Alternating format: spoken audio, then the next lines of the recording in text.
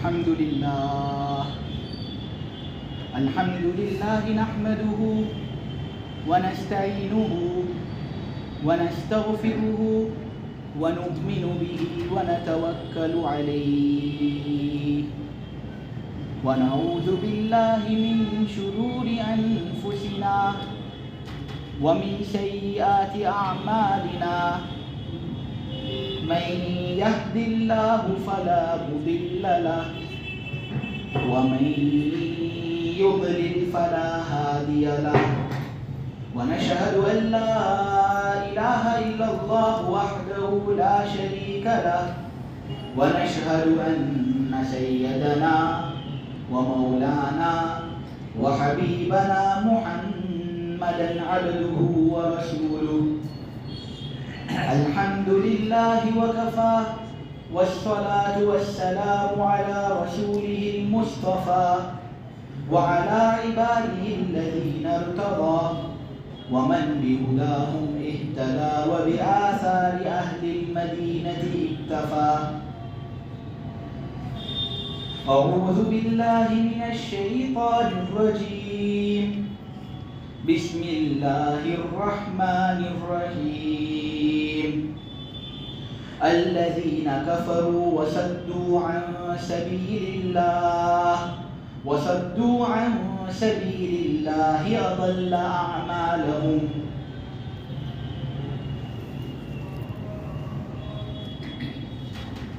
یہ جو قرآن کی آیت کی تلاوت نے تمہارے سامنے کی، یہ سورہ محمد کی آیت نمبر 1 ہے۔ اس سورت کا نام سورہ محمد بھی ہے، تو بعض مفسرین نے اس سورت کا نام سورہ قتال بھی رکھا ہے۔ اس سورت کا نام سورہ قتال کیوں رکھا؟ تو وجہ اس کی ہے کہ اس کے اندر اللہ تبارک و تعالیٰ نے ایمان والوں کو حکم دیا ہے کہ تمہیں بھی جہاد کرنا ہے۔ آج اگر دیکھنے جاوے تو ہر طرف شور ہے، مسلمان تباہ کیے جا رہے ہیں، کوئی ان کا پرسان حال نہیں، جس کو دیکھو وہ مسلمانوں کو مٹانے کے در پہ، جس طرف نظر ڈالو مسلمانوں کو ختم کرنے کی سازشیں ہو رہی۔ مسلمان ایک بہت عظیم الشان قوم ہے۔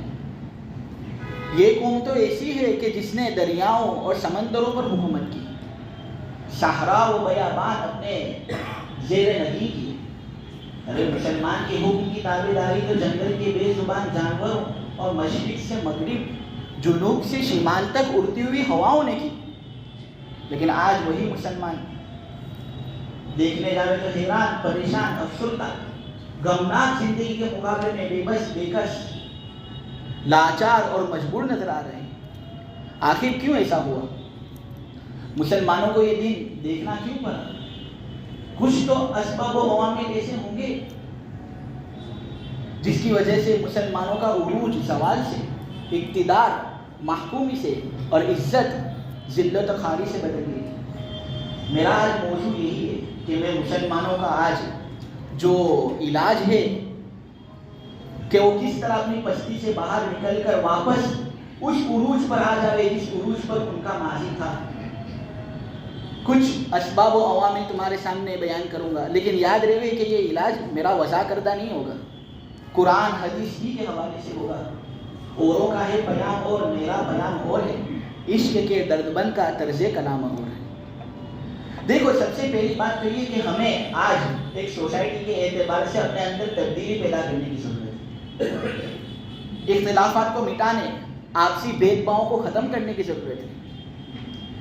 قرآن کے اندر ہے ان اللہ لا یغیر ما بقوم حتی یغیروا ما بانفسہم۔ خدا نے آج تک اس قوم کی حالت نہیں بدلی جس قوم کو خیال ہی نہ ہو خود اپنی حالت کو بدلنے کا۔ جب ہمارے اندر ہی وہ صفت نہیں کہ ہم اپنے اندر تبدل نہیں لانا چاہتے تو پھر اللہ بھی ایسی قوم کو بدلتا نہیں۔ دشمنان اسلام کی طرف سے جو سورہ محمد کی آیت تمہارے سامنے پڑھی گئی، اس کے اندر یہ ہے کہ یہ لوگ اللہ کے راستے کے اندر رکاوٹ کا باعث بنتے ہیں۔ وَصَدُّوا عَن سَبِيلِ اللَّهِ، رکاوٹ اب کس طرح ہوتی ہے؟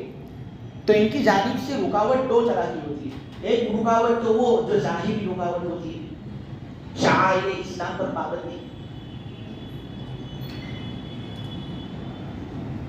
جیسے کہ یہ سلسلہ سابقہ انبیاء کے اندر ہوتا رہا. نوح علیہ السلام نے اپنی قوم کو دعوت دی, خوب دعوت دی. 950 ایئرز اپنی قوم کو نوح علیہ السلام نے فقط دعوت دی, لیکن ان کی قوم ان کو مارتی تھی, اتنا مارتی تھی کہ بے ہوش ہو جاتے تھے اور دوسری جگہ منتقل کرتی. ان کی قوم ان کو دھمکیاں دیتی تھی قرآن کے حوالے سے. قالوا لئن لم تنتهي يا نوح لتكونن من المرجومين. اے نوح, اگر تو اپنی حرکت سے باز نہیں آیا تو پتھر پھینک کر تجھے قتل کریں گے, سنسار کریں گے. لیکن نوح علیہ السلام نے اپنی دعوت چھوڑی نہیں, اللہ کی مدد پھر آئی. طوفان آیا, طوفان نوح. قوم نوح تو کیا, پوری دنیا پر سیلاب آیا. پوری دنیا کے اندر جتنے بھی کافر تھے سب ایک وقت کے اندر ہلاک ہو گئے. حتیٰ کہ خود نوح علیہ السلام کا جو بیٹا تھا وہ بھی اپنے ابا کے دل پر تھا نہیں. وَنَادَى نُوحٌ ابْنَهُ وَكَانَ فِي مَعْزِلٍ يَا بُنَيَّ ارْكَب مَعَنَا وَلَا تَكُن مَعَ الْكَافِرِينَ. نوح علیہ السلام نے پکارا تھا اسے بھی کہ بیٹے دیکھ طوفان آ گیا ہے, پانی پہاڑوں کی جو لیول ہوتی ہے اس پر پہنچ چکا ہے, ابھی کشتی تیار ہے, میرے ساتھ سوار ہو جا, اللہ کے دین کو اپنا لے. لیکن نوح علیہ السلام کے بیٹے نے کہا ایک اونچے پہاڑ پر چڑھ جاتا ہوں لیکن تمہارے دین کو قبول کرنے والا نہیں. یہ بات ہو رہی تھی ابا اور اس کے بیٹے کی. وَحَالَ بَيْنَهُمَا الْمَوْجُ فَكَانَ مِنَ الْمُغْرَقِينَ. درمیان ہی میں ایک موج آ گئی اور وہ ہو گیا ان لوگوں میں سے جو ڈوبنے والے تھے. ابراہیم علیہ السلام نے اپنے باپ کو دعوت دی, اے ابا دین مان لو, یہ مورتیوں کو کیا سجدہ کرتے ہو؟ اگر ان کے سامنے کھانا وغیرہ رکھتے ہو تو مکھی بھی آ جاتی ہے, تو ان کے اندر یہ طاقت نہیں کہ وہ مکھی کو اپنے کھانے سے دور کر سکیں. کھانے کی تو بہت دور کی بات. تمہارا وہ خدا کس طرح خدا ہو سکتا ہے جس کو کھانا کھانے کا سلیقہ نہیں؟ جو کھانا کھا نہ سکتا ہو وہ کس طرح آسمان اور زمین لے لہاتی ہوئی موجوں کا خالق ہو سکتا ہے؟ بغیر ستون کے آسمان کا خالق ہو سکتا ہے؟ یہ کیا عام چیز ہے؟ یہ آسمان اتنی بڑی چھت ہے, جتنی بھی چھتیں ہیں, مثلا اس مسجد کی چھت, سب کو ستون کی ضرورت ہوتی ہے. اللہ نے اتنی بڑی چھت دنیا کے لیے متعین فرمائی, ایک ستون بھی تمہیں نظر نہیں آئے گا, ایک ستون بھی نہیں. تو کیا آسان ہے یہ آسمان کو پیدا کرنا؟ زمین دیکھو کیسی زبردست زمین, کہ یہ زمین کو اللہ نے اتنا سخت نہیں بنایا کہ اس سے اناج وغیرہ اگ نہ سکے, نہیں, اور اتنی نرم بھی نہیں بنایا کہ آدمی اگر چلے تو اس کا پاؤں گویا جس طرح کیچڑ کے اندر وہ چلتا ہے اور دلدل کے اندر گھس جاتا ہے, اس طرح آدمی کو چلنے کے اندر تکلیف نہیں ہوتی. تو ایسی زمین جو نہ بہت سخت نہ بہت نرم, یہ بنانا آسان ہے. ابراہیم علیہ السلام نے اپنے والد کو اسی بات کی خبر دی کہ ان سب چیزوں کو چھوڑو, ایک خدا کی طرف آؤ. لیکن ان کے والد صاحب نے کیا جواب دیا؟ قرآن کے اندر ہے لَأَرْجُمَنَّكَ وَاهْجُرْنِي مَلِيًّا. یہاں سے ابھی کسی جگہ دور چلا جا, نکل جا میرے گھر سے, ورنہ پتھر مار مار کر تجھے قتل کروں گا. یہ سلوک تھا ان لوگوں کا جو دین کے اندر رکاوٹ کا باعث بنتے تھے. سورہ محمد کی آیت نمبر 1 پر واپس چلا جاؤ, اس کے اندر یہ بات میں نے کہی تھی کہ رکاوٹ کا سبب بنتے ہیں کافر لوگ. ایک رکاوٹ تو وہ جو میں نے تمہارے سامنے ابھی بیان کر دی, مثلا اذان بند کر دو, جماعت کے ساتھ نماز پڑھنا بند کر دو. اور ایک رکاوٹ وہ ہوتی ہے جو سازشوں کی شکل میں ہوتی ہے, خفیہ رکاوٹ. مسلمان قوم کو غیر چیزوں کے اندر لگا دو, موبائل کے اندر لگا دو, ان کو پتہ ہی نہ چلے کیا آگے ہے کیا پیچھے, موبائل کے اندر اس کا ذہن منتقل کر دو. پکچر موویز وغیرہ کے اندر ان کی جو نوجوان نسل ہے ان کو لگا دو تاکہ یہ کچھ کام نہ کر سکے. اصل قوم کی پونجی ان کے جوان لوگ ہوتے. اگر جوان لوگوں کے اندر ہی جمہوریت آ گئی تو اس قوم کا مستقبل نہیں. کسی بھی قوم کو ہلاک کرنا ہو تو حملہ کرو جوانوں پر, جوان اگر بہک گئے تو قوم ہلاک. لیکن آج کل دیکھو تو ہمارے جوانوں کی حالت اسی ہے.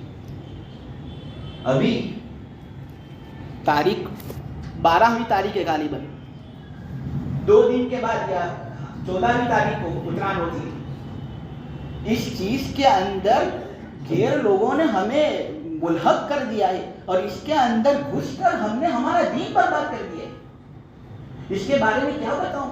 آج کل نوجوان لوگ ڈھابے پہ تو چڑھ جاتے ہیں, پتنگ کے ساتھ جو کھیل کرنا ہوتا ہے ان کا وہ کھیل تو کر لیتے ہیں, لیکن اس کی تاریخ کیا تمہیں معلوم ہے؟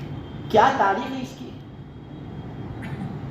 اس کی تاریخ یہ ہے کہ مغل گورنر جو تھا زکریا خان, اس کی گورنری کے زمانے میں ایک گستاخ رسول اور ایک گستاخ فاطمہ پیدا ہوا. زکریا خان گورنر کے زمانے حکومت کے اندر ایک آدمی جس کا نام تھا حقیقت رائے, اس نے نبی پاک صلی اللہ علیہ وسلم ہمارے اور تمہارے نبی کے بارے میں غلط الفاظ استعمال کیے. میرے عزیزو, ہمارے نبی کے بارے میں غلط الفاظ استعمال کیے. فقط نبی کو چھوڑا نہیں بلکہ نبی کی جو بیٹی تھی حضرت فاطمہ رضی اللہ تعالی عنہا, جو عورت جنتی عورتوں کی جو شہزادی ہے, رانی ہے, اس کے بارے میں بھی غلط الفاظ استعمال کیے. زکریا خان کی جب حکومت کے اندر یہ معاملہ پیش ہوا تو فوراً اس کو قتل کر دیا گیا.